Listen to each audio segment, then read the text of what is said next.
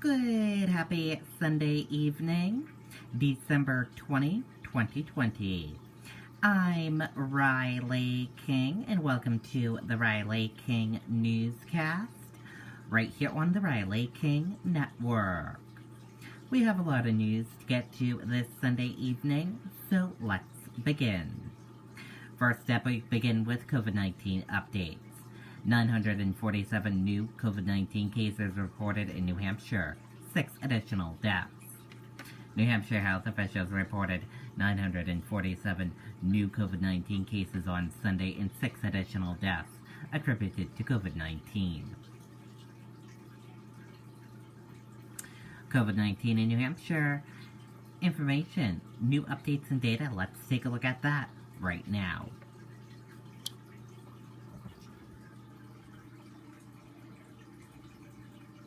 And here is a look at that information for all of you right now. There are 36,542 number of people in New Hampshire have tested positive for COVID-19. 17,805,599 number of people in the United States have tested positive. 656 number of deaths from COVID-19 in New Hampshire. 889 number of people have been hospitalized with COVID-19 in New Hampshire. And 387 number of deaths from COVID-19 in the United States. And now let's take a look at this map of New Hampshire where current cases of COVID-19 are. In Manchester, 767. Let's take a look at this map of New Hampshire where total cases of COVID-19 are. Manchester, 5726. And now let's take a look at these three charts here. Let's start with the first chart here. New cases each day in New Hampshire in the purple. Daily new positive COVID-19 cases. Orange, new hospitalization, and red deaths. And let's take a look at this chart here. Current cases in the purple. Total current COVID-19 cases. And orange, current hospitalization. And let's take a look at this chart here. Total cases in the purple. Total positive COVID-19 cases. Orange, total hospitalization. Red deaths, and blue recovered. And let's take a look at this chart here. Positive PCR test rate. Positive PCR and antigen test rate, and daily PCR test. Let's take a look at this chart here. Age group of cases, and female and male of cases. Let's take a look at this chart here. Infections, hospitalizations, and deaths. And let's take a look at this chart here. Deaths, percent of New Hampshire population, race/ethnicity of cases, and hospitalizations. And a reminder, your common symptoms: fever, lack of smell, cough, chills, difficult breathing, nausea, vomiting, and diarrhea. How it spreads, and prevention tips. And be sure to stay with the Riley King Network for the latest of your COVID-19 information. Security guard dies after being assaulted in hospital parking lot, Rochester police say. A security guard who was assaulted last week in the parking lot of Frisbee Memorial Hospital in Rochester has died from his injuries, police said Sunday. Richard Simo was pronounced dead on Friday, Rochester police announced in a press release Sunday. Police said Simo, 64 of Farmington, suffered serious injuries in the assault on December 13th. The assault happened about 3:20 that morning. Police said 29-year-old Tyler Thurston of New Durham punched Simo in the face, causing him to fall to the ground and hit his head. Simo was unresponsive when emergency crews arrived, police said.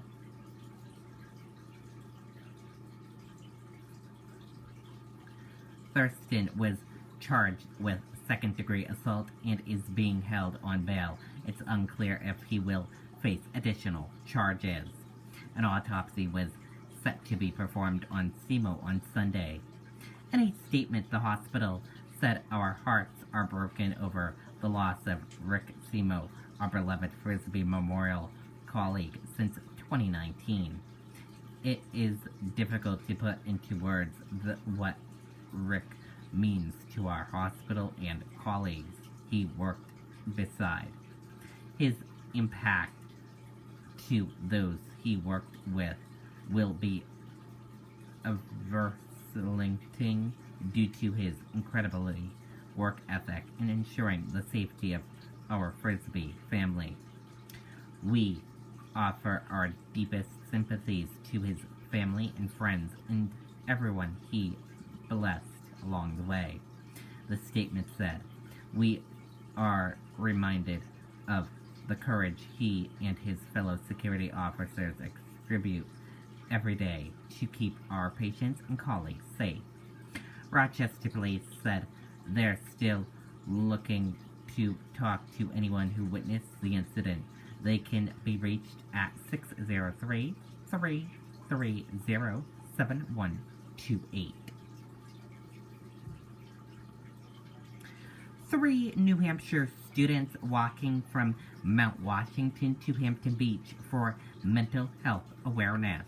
Let's take a listen to that video from WMUR News 9.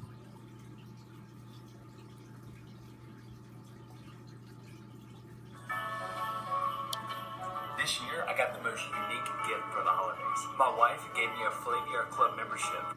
Right now, 3 New Hampshire students are walking to Hampton Beach. The students began their journey Thursday, which is, as you recall, the day of the big snowstorm. Setting out from Mount Washington, they plan to arrive at Hampton Beach on Tuesday around 3 in the afternoon. The goal is to raise $5,000 for the grassroots organization National Alliance for Mental Health. So far, they've raised more than $2,000 for the cause. Okay, and there you go on that video and that report.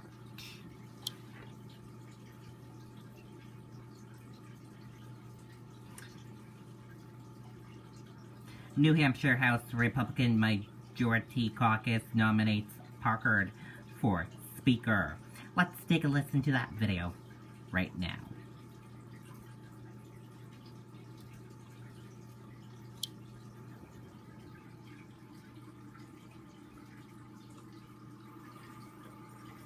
New Hampshire House Republican Majority Caucus nominates Parker for Speaker. Caucus meets remotely to make its choice of successor to the late Dick Hinch. Final House vote is January 6th. New Hampshire House Majority Republicans on Friday nominated 19-term Rep. Sherm Parker of Londonderry as their choice for Speaker of the House, succeeding the late Dick Hinch. Hinch died as a result of COVID-19 on December 9th, a week after being elected Speaker by the full House. The House is expected to formally choose Hinch's successor in early January. Parker has served in leadership roles throughout his long career in the House, but has never served as Speaker. He had been named Deputy Speaker by Hinch, and after Hinch's death, Parker assumed the unofficial role of acting Speaker. Parker had been the favorite to win the nomination, but faced challenges from 8-term Rep. Al Basandero, who is also from Londonderry, and 2nd-term Rep. Tim Lang of Sanbornton. Sources say Parker won decisively with about 130 votes among the 212-member caucus. Democrats separately have nominated longtime State Rep. Rennie Cushing of Hampton as their leader. In a statement released by the House Communications Office Friday afternoon, Parker said, "I'd like to thank the Republican caucus for putting their trust in me and electing me to be their nominee for Speaker of the New Hampshire House. And I would like to thank Rep. Al Barsandro and Rep. Tim Lang for a respectful campaign. I know I can speak for everyone when I say I never expected to be in this position. Losing Hinch has been difficult for all of us, and this is not my first choice of how I wanted this session to go. However, we must continue our work. We must continue his work, and I promise that I will continue to further Dick's vision of how he would have run the House. I have been a member of the House for 30 years, and I care deeply about this legislative body. This will be an unprecedented term for a number of reasons, and this role will require the experience and background to hit the ground running.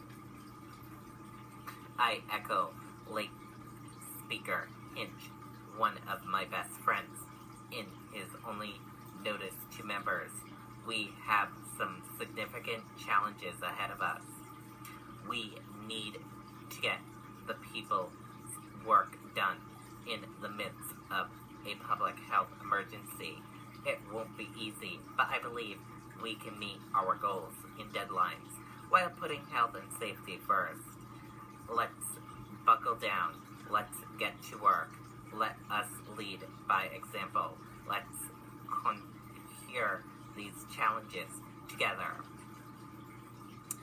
And that does it for this news report on the Riley King Network. Thank you for watching this news report on the Riley King Network. I'm Riley King, reporting for the Riley King Network. Goodbye, everyone. Okay, and there you go on that video and that report. Take a look at this on Lake Kanasaka Watershed Association Facebook page.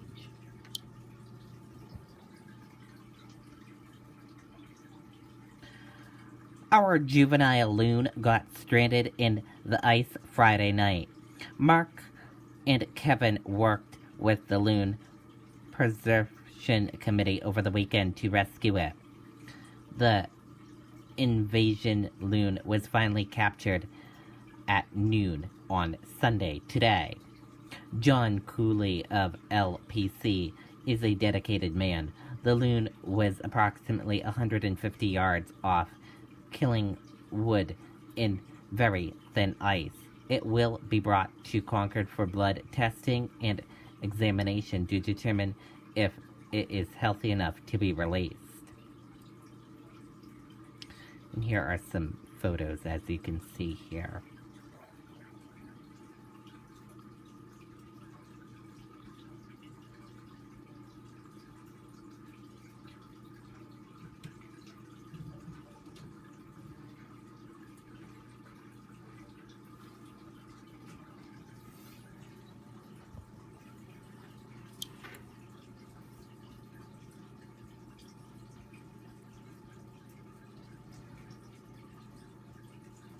North Conway man arrested on charges of violently assaulting two women in Baldwin, Maine. A North Conway man in New Hampshire was arrested on Friday after he allegedly assaulted two women at a home in the Cumberland County town of Baldwin, Maine.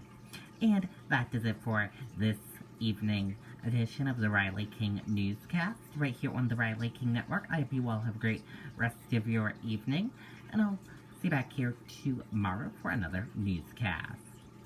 I'll have a news report coming up in a little bit. Good night and goodbye, everyone.